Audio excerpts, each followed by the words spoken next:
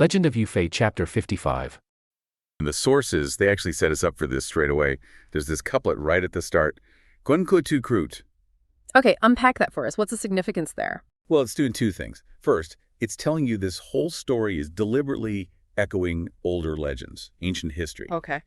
And second, it signals that what's about to happen, this character, Wang, pretending to surrender to the Jin, it's not just some clever trick. It's framed as an imitation of Yao Li, this figure from the past who famously cut off his own arm to trick an enemy. Wow. So right away it's saying this isn't just tactics, this is something bigger, more extreme. Exactly. It raises the stakes immediately. This isn't just a skirmish. It's presented as something almost demanded by history, sort of mythic necessity. So let's get into why it was so bad. Why did they need to reach back for something like that? It all comes down to Lu Wenlong, this one warrior. He was the problem. He was so good that Yufei had to use his famous defensive play, the Jaelun Zanfeng, the wheel battle tactic. The wheel battle, that's about wearing the opponent down.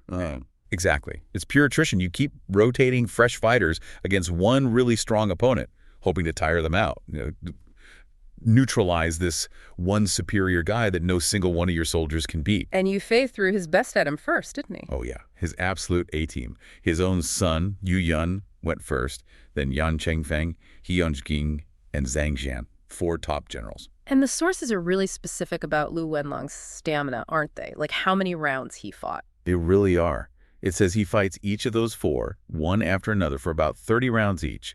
So what, nearly 120 rounds of intense combat? And he's still standing. It's almost superhuman. Incredible. And there's that little detail, too, where Zhang Jian, who uses a single spear, is sort of specifically taken aback by Lu Wenlong using double spears. Yeah. The text makes it clear this guy's just on another level. But the tactic itself, the wheel battle, it was maybe too obvious. Well, that was the problem. It worked tactically in that Lu Wenlong didn't just smash through them, but strategically. Yeah. Transparent. The Jin commander, Wu, he saw the rotation happening. And he pulled his man back. Yep. He apparently yelled something like, "Don't fall for Yunanman's trick," calling Yufei the southern barbarian. So he ordered a retreat. Lu Wenlong goes back to his camp, maybe thinking he won the day. But Yufei didn't get the knockout blow he needed. Exactly. The goal was to exhaust Lu Wenlong completely, take him off the board, and that failed because Wu was smart enough to see the pattern. So it's a draw, maybe, but a costly one for the Song. Costly how? Just in terms of morale? Or... Both. Morale definitely took a hit, but they also lost men. The sources mention Yufei having to bury fallen soldiers right after specifically these 2 Hu brothers. And then you see him ordering these frantic camp defenses, stacking up boulders, logs. Clearly worried about a night raid. You can just feel the tension ratcheting up in the Song camp. It must have been awful. And then Lu Wenlong comes back the next day. He does. And Yufei, he's getting desperate now. He actually adds a 5th general, Yu Hualong, into the rotation, trying to, as the text says, press the formation. They're literally throwing everyone they can spare at this one guy. It's interesting, though, that the Jin commander, Wu, was also worried. Oh, very worried. It shows how valuable Lu Wenlong was. Wu actually comes out personally with his own generals just to watch, just to supervise. Really? Yeah, the text even mentions Wu calling Lu Wenlong his Wanger, which is like calling him son. It suggests Lu Wenlong wasn't just a soldier. He was like Wu's chosen champion, maybe even a surrogate heir. So Wu knew if Lu Wenlong went down, the whole momentum could shift. Precisely. But even with 5 generals rotating, fighting all day until dusk, they still couldn't beat him. The sources say it just ended in this big, messy, inconclusive brawl.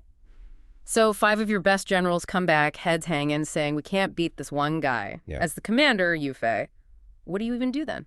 That's the breaking point, isn't it? That's when it shifts from just, tactical problems to something deeper, a kind of collapse. So what does Yufei do? The generals admit defeat.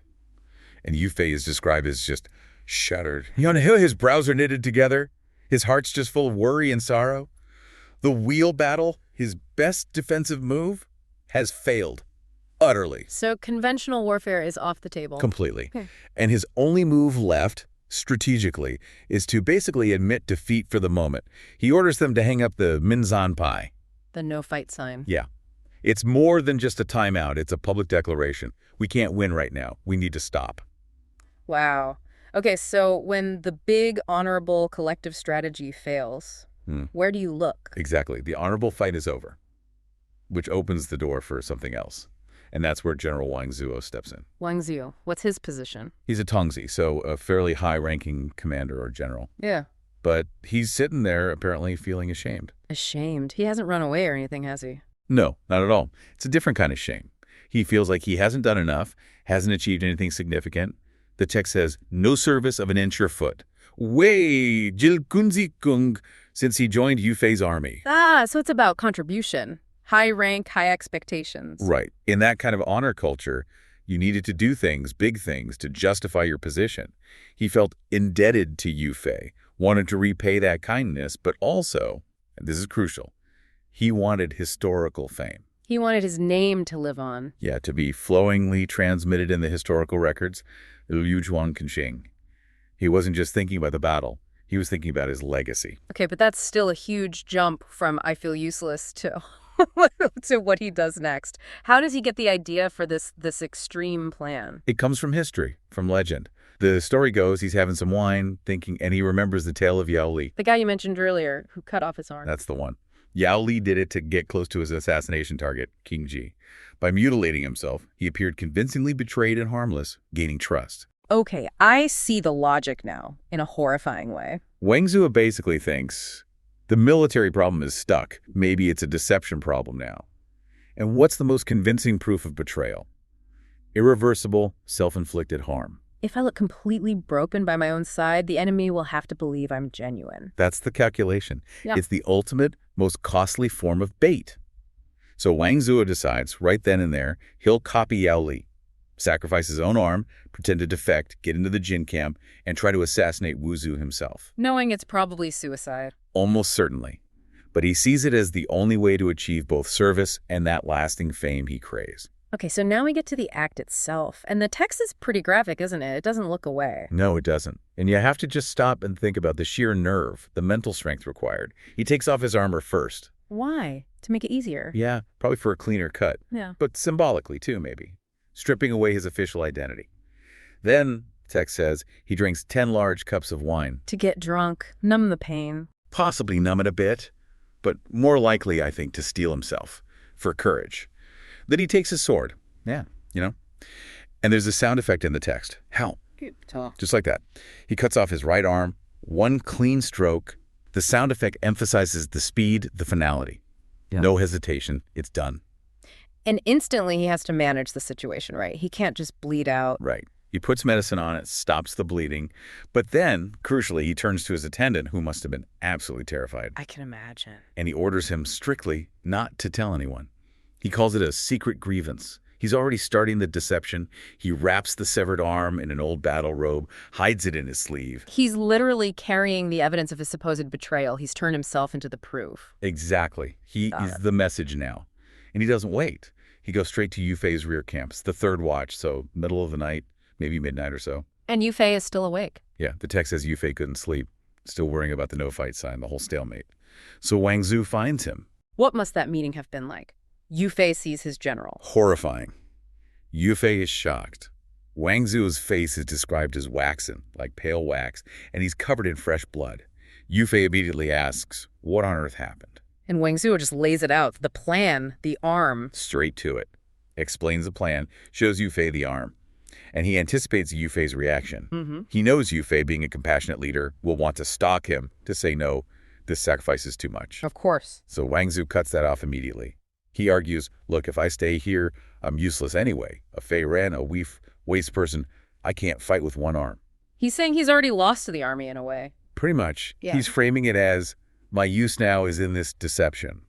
And then he delivers the ultimatum. He says if Yu Fei refuses to let him go, refuses to use this sacrifice, he'll kill himself right there on the spot. To prove his sincerity. Or out of So- despair. Both, probably. It forces Yu Fei's hand completely. Either sanction this horrific mission, or Wang Zuo dies anyway, and the sacrifice means nothing. The shame would be unbearable. That's an impossible choice for a commander. Loyalty, necessity, horror, all wrapped up. Absolutely. And so as I say, Yu Fei just cries. He sees the depth of Wang Zuo's resolve, understands the terrible necessity of the situation, maybe the only path left. So he agrees. He accepts the plan. He promises Wang Zuo he'll take care of his family, which is, the least and also the most he can do at that point. And Wang Zuo just leaves. Then and there. Immediately. Doesn't wait for dawn. Slips out of the Song camp, this one-armed, bleeding figure heading towards the enemy lines under the cover of darkness. And that poetic description comes back at the end, right? That is ambition. Yeah, it rounds it off perfectly. His act is described like he's selling his good hot blood, and his ambition, his drive, is like a long rainbow piercing the white sun. It confirms this wasn't just desperation. It was a conscious step into becoming a legend. He wanted that historical fame, and this was the price. He got it. His story absolutely became this defining moment of loyalty, sacrifice, and ensured his name would indeed be Liu Chuan King Shneng, transmitted through history. Wang Zhu shows up at the Jin camp. Dawn. He needs to see Wuzu. Yeah, and his appearance is key. He looks completely broken, pale, clothes stained with blood, like he's barely survived something terrible. He's putting on a performance from the moment he arrives. Absolutely. It's all calculated to support the story he's about to sell. He gets before Wuzu, kneels down, and launches into it. And the story is? He claims he was in a meeting with the Song general, the famous Yu Fei. Wang Zhu says he argued that the Jin forces were just too strong, overwhelming. Like Mount Tai crushing an egg, I think the text says. Exactly that phrase. And therefore, the Song should negotiate for peace. Okay, so he's basically telling Wuzu he advised surrendering to him. But that sounds risky. Wouldn't Wuzu be suspicious, thinking it's a trick? You'd think so, right? But here's where the genius or maybe the horror of the plan comes in. Wang Zhu doesn't just say Yu Fei disagreed. No. What does he claim? He claims Yu Fei exploded, accused him of treason right then and there, selling out the country. Standard reaction for someone like Yu Fei, maybe? But still. But then it gets physical. Yeah. And visceral. Yeah. Wang Zhu claims Yu Fei didn't just yell at him or exile him. He says Yu Fei, in his rage, cut off his arm. Wait, what? Cut off his arm? His arm. Right there in the meeting.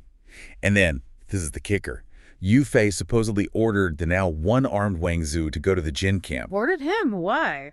To deliver a threat personally to Wuzu. A warning that Yu Fei was coming for him.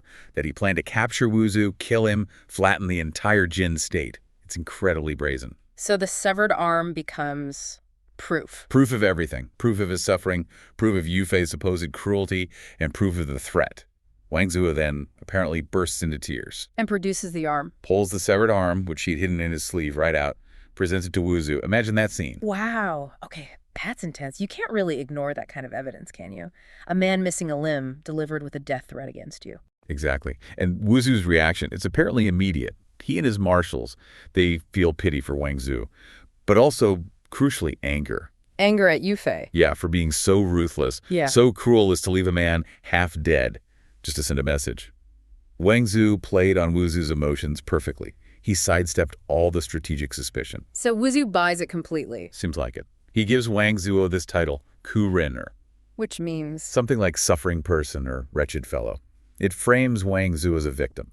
And does that title come with any perks? Oh, does it ever? This is the masterstroke. Wuzu issues an order, a universal command for all Jin forces. Which is? That this Ku Renner, this suffering man, must be allowed to reside everywhere and walk freely. Throughout all Jin camps, no restrictions. So one arm buys him complete, unfettered access to the entire enemy infrastructure. Wow. It's an incredible exchange, isn't it? He essentially traded flesh for intelligence. Total trusted access. He's seen not as a threat, but as someone pitiable. What's fascinating here is that pathway to access. Not through strength or cunning in the usual sense, but through victimhood. Everyone feels sorry for him, so nobody's really watching him. Precisely. And Wang Zhu himself, according to the text, sees this freedom as a sign that the Jinners are vulnerable, that their end is near. Okay, so he has this free pass. What does he do with it? He starts wandering, daily reconnaissance, just walking through the camps, and there's this interesting detail. Yeah. The lower-ranking soldiers, the auxiliary troops, the small melon, as this text calls them, they keep stopping him. To do what? They want to see the arm, or the stump, rather. It's like a morbid curiosity. So his injury becomes this constant performance piece almost, reinforcing his cover story everywhere he goes. Exactly. It keeps his manufactured identity alive and well among the rank and file, Well, makes his presence totally normal, unquestioned. and eventually this wandering takes him somewhere specific. Yes, he ends up at the camp of a general named Lu Wenlong. Wenlong isn't there when he arrives. But he gets in anyway. Yeah, a soldier lets him in. Inside the tent, he finds an old woman. Okay. And Wang Zhu starts talking to her, casually. But he immediately notices something. her accent. Not a local Jin accent. No. She sounds like she's from the Central Plains. Song territory. He asks her gently where she's from. And she tells him. She does. She's from Hsien-fu. Oh. Definitely Songlands. And then she reveals something huge. This is it, isn't it? The vulnerability. This is the jackpot. The old woman confides that she was Lu Wenlong's wet nurse. And that Lu Wenlong, he isn't really Jin. He's Song. He's a kidnapped son of a Song official, Master Lu Deng from Luanzhou. Wuzhou himself took him 13 years ago when he was just 3 years old. Wow. A high-ranking Jin general is actually Song-born, raised by the enemy since infancy. That's a massive secret. Massive, but also incredibly delicate. Wenlong has known nothing but the Jin way of life. Wang Zhu can't just expose him. That would backfire. Right, he needs a different approach. Here's where it gets really interesting then. How does he use this information? Well, a few days pass. And then Lu Wenlong himself invites Wang Zhuo, the coup renner, into his tent. Wants to share a meal, asks him to tell some stories. Stories from where? From the Central Plains. From Wenlong's lost homeland, though Wenlong doesn't consciously know it's his homeland. Ah, so Wang Zhuo sees his opening? This is psychological warfare time. Exactly. Yeah. Phase 2. He doesn't tell war stories, though. He uses allegories. 2 very specific, carefully chosen tales. Designed to do what? Trigger something in Wenlong. Precisely. To subtly remind him of his roots, his true loyalty, without ever saying it directly. The first story is called The Yew-Bird Returning South. Okay, what's that about? It's about Shishi, a famous beauty, who gives a talented parrot to the king of Wu. But while the parrot is in Wu, this foreign land, it refuses to speak, not a word. Until Shishi takes it back home to the seat of Yu. Then suddenly the parrot starts talking again. And the moral of the story is? Pretty clear, right? Even a bird remembers where it came from. Its loyalty is innate. How could a person be less loyal than a bird? How does Wenlong react to that one? He doesn't like it. Calls the story no good. It seems maybe too close to home, too passive. Didn't resonate. So Wang Zhu needs another angle. He pivots immediately, changes tack. The second story appeals more to a warrior's sense of honor. It's called The Red Horse Facing North. A horse story. Okay. Yeah, about this incredible legendary horse, the Sun Moon Sushuang horse.